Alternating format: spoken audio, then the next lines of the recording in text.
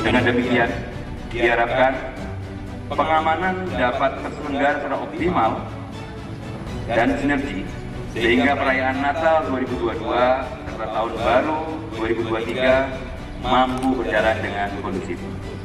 Beserta apel kepada pasukan para hadirin sekalian yang saya hormati, seperti kita ketahui bahwa laju pertumbuhan COVID-19 di Indonesia sudah terkendali, sehingga pemerintah memberikan pelonggaran berbagai aktivitas masyarakat, termasuk Nataru dengan menerapkan seluruh wilayah berada pada PPKM level 1. Syukur alhamdulillah.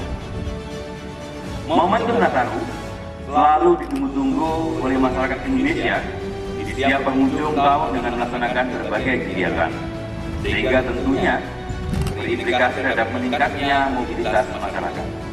Hal tersebut sebagaimana hasil survei dari Kemenhub bahwa diperkirakan akan ada 44,17 juta, saya ulangi lagi, 44,17 juta orang melakukan pergerakan pada Nataru tahun ini.